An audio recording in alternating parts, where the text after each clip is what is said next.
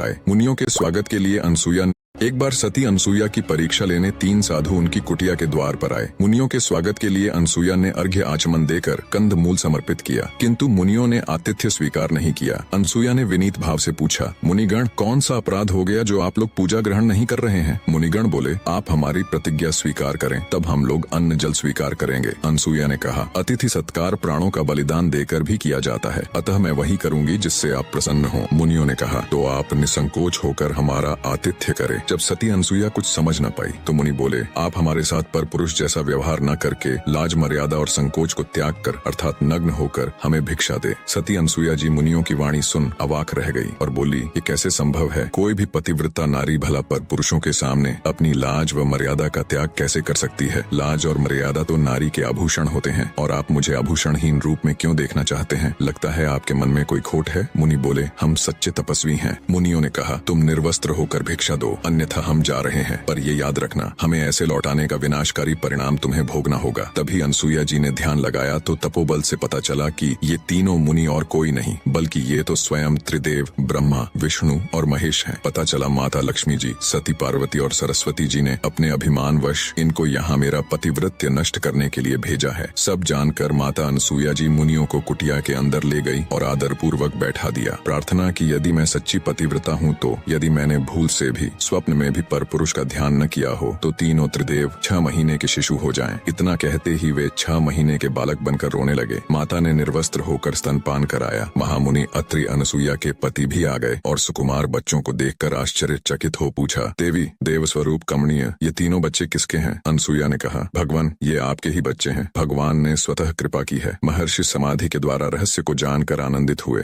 तीनों देव अब छोटे बच्चों के रूप में माँ की गोद में खेलते और माँ से क्रीड़ाएं करते थे। दिन बीते, मास बीता, वर्ष बीता। तीनों देवियां घबरा गईं कि पतिदेव कहाँ चले गए। उन्हें इतना समय तो नहीं लगना चाहिए था। वे घर से निकल पड़ी और मंदाकिनी के तट पर पहुंच गई। इस बीच नारायण नारायण की ध्वनि के साथ नारद उपस्थित हो गए। देवियों ने किसी तरह नारद को रोका और विनय के साथ पूछा, तीनों देवता कहाँ चले गए? नारद ने अंगुली के संकेत से बताया, देखो देखो, वे अनसुईया की गोद में खेल रहे हैं। तीनों ने नम्रता से कहा, नारद, हम इस आश्रम में जाना चाहती हैं। अनसुईया अप्रसन्न तो नहीं होंगी? जो देवियां थोड़े समय पहले जिस अनसुईया की पतिव्रता को अपने अहंकार वश नष्ट करना चाहती थीं, जिन्हें लगता था कि उनसे बड़ी पतिव्रता एक साधारण भूलोकवासी कैसे हो सकती है, अब वो उनकी पतिव्रता की ताकत देख उनके सामने जाने से भी घबरा रही थी। नारद ने कहा, अरे देखती नहीं कि तुम्हारे पतिदेव बच्चे बने हुए किलकिला रहे हैं। सती जहाँ बैठाती है वहाँ बैठते हैं, जहाँ लिटाती हैं वहाँ लेटते हैं। अब जाओ, पति की आशा छोड़ राम राम जपो। अंततः देवियों ने भूल स्वीकार कर कहा, नारद, अनसुईया से बढ़कर कोई पतिव्रता नहीं है। हम लोग इसे मानती हैं। हम अब किसी गुणवान के प्रति ईर्ष्या नहीं करेंगे। नारद ने कहा, तुम लोग सती की शरण में जाओ, कल्याण होगा। बच्चों को सती के वश देख वे भयभीत होकर घर के अंदर जाने का साहस नहीं कर रही थीं। इसी बीच अनसुईया मंदाकिनी में स्नान कर गीले वस्त्रों में अंदर गई तो तीनों देवियों ने कुटी के द्वार पर खड़ी होकर कहा, माता जी, हम भीतर आएं? अनसुईया ने उनसे पूछा, तुम कौन हो? उन्होंने कहा, हम आपकी पुत्र वधू हैं। अनसुईया ने कहा, बहुओं को घर में आने के लिए क्या पूछना, तुम्हारा ही घर है, चली आओ। लज्जा से नम्रमुखी होकर तीनों ने प्रवेश किया और अनसुईया के पैर छुए। इतने में अत्रि ऋषि आ गए। वे तीनों घूंघट डालकर एक और बैठ गईं। महर्षि ने पूछा, देवी, ये तीनों कौन हैं? देवी ने कहा, ये तीनों आपकी पुत्र वधुएं हैं। देवी, तुम तो बड़ा कौतुक करती हो, अब बड़ी बहुएं भी आ गईं। अत्रि ने आश्चर्यपूर्वक कहा। तीनों देवियों ने सती के पैर पकड़े और कहा, क्षमा करें और हमारे पति हमें प्रदान करें। अनसुईया ने कहा, मैं कब मना कर रही हूँ, गोदी में उठाकर ले जाओ। तब तीनों ने प्रार्थना की, माँ, अब और अधिक लज्जित न करें। यह सुनकर देवी का हृदय द्रवित हो गया और उन्होंने पुनः पतिव्रता धर्म के बल से उन्हें यथावत कर दिया और उठकर तीनों देवों की वंदना की और पूजन किया। देवताओं ने कहा, पतिव्रते, हम तुम्हारे पतिव्रत्य से संतुष्ट हैं, वर मांगो। माता अनसुईया ने कहा, आप मेरे पुत्र हो जाएं। तीनों ने तथास्तु कहा। यही देव बाद में पुत्र के रूप में उत्पन्न हुए। पति को परमेश्वर मानकर अपनी समस्त इच्छाओं को पति की इच्छा में विलीन कर जो नारियां जीवन यापन करती हैं, उनके लिए संसार में कुछ भी असाध्य नहीं है। अनसुईया जी से जुड़ी एक और कथा है जिससे उनकी पतिव्रता शक्ति का पता चलता है। एक बार जब पृथ्वी पर पतिव्रता शांडिली के कारण 10 दिन तक सूर्योदय नहीं हुआ था, तब माता अनसुईया जी ने देवताओं के आग्रह करने पर पतिव्रता शांडिली की मदद कर भीषण त्रासदी को टाला था। बहुत समय पहले प्रतिष्ठानपुर नामक नगर में कौशिक नाम का एक दुष्ट ब्राह्मण रहता था। वह कोढ़ से पीड़ित था। उसके रिश्तेदार उसे छोड़कर चले गए, लेकिन उसकी पत्नी शांडिली उसे देवता के समान ही पूजती थी। कौशिक बड़ा ही क्रोधी स्वभाव का था। वह शांडिली का बिना किसी कारण अपमान करता रहता, लेकिन वह सुनती रहती। दिन भर अटारी में बैठकर आने जाने वाली स्त्रियों को बुरी नजर से ताकता था। एक दिन नगर के राजा के यहाँ से एक वैश्या निकली, जिसे देखकर कौशिक की काम वासना जागृत हुई। उसने अपनी पत्नी शांडिली से कहा, कुछ देर पहले मैंने यहाँ एक सुंदर वैश्या को जाते देखा था,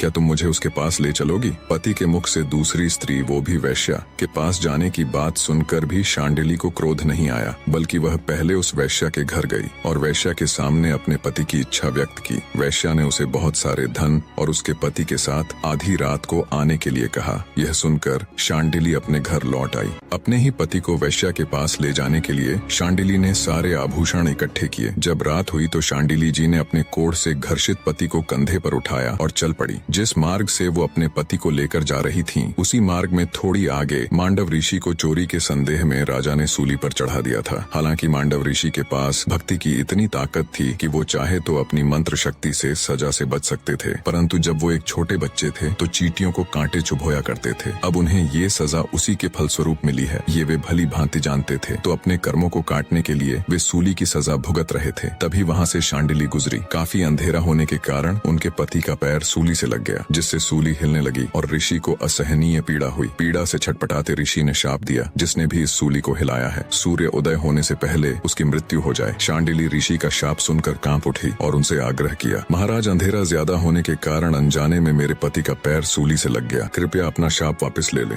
किंतु मांडव ऋषि ने ऐसा करने से साफ मना कर दिया।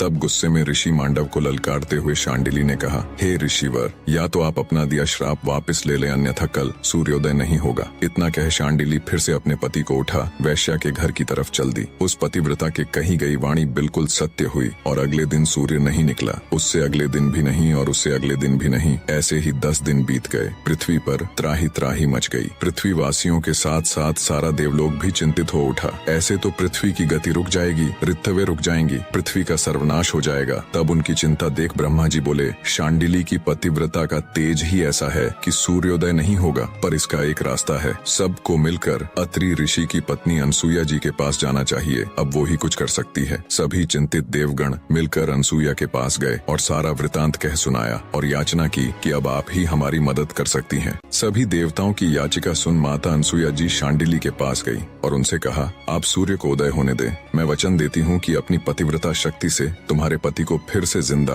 और बिल्कुल स्वस्थ कर दूंगी। उनका रोग समाप्त हो, वो देवताओं के जैसे अजर हो जाएंगे। माता अनसुया से आश्वासन मिलने के बाद देवी शांडिली ने सूर्योदय होने दिया। माता अनसुया जी ने अपने वचन अनुसार कौशिक ऋषि को जीवित कर उसे देवताओं की तरह अजर बना दिया। कौशिक ऋषि अब पहले की तरह कठोर स्वभाव का नहीं रहा। भारतवर्ष की नारियों में पतिव्रता अनसुया जी का सर्वोच्च स्थान है। वही शांडिली जी भी एक पतिव्रता नारी थी, जिसने सूर्य तक को उदय होने से रोक दिया था। निष्कर्ष, सच्चा प्रेम, समर्पण और निष्ठा वह शक्तियां हैं जो असंभव को संभव बना देती हैं। जब हम अपने कर्तव्यों और धर्म के प्रति पूर्ण समर्पित होते हैं, तब समस्त ब्रह्मांड हमारे संकल्प के सामने झुकता है। यह जीवन का सत्य है कि प्रेम और त्याग में निहित शक्ति किसी भी बाधा को पार कर सकती है। बाहरी कर्मों की सीमा से परे भीतर की निष्ठा और साधना का तेज ही वास्तविक शक्ति का आधार है। एक ऐसा आधार जो न केवल स्वयं का उद्धार करता है,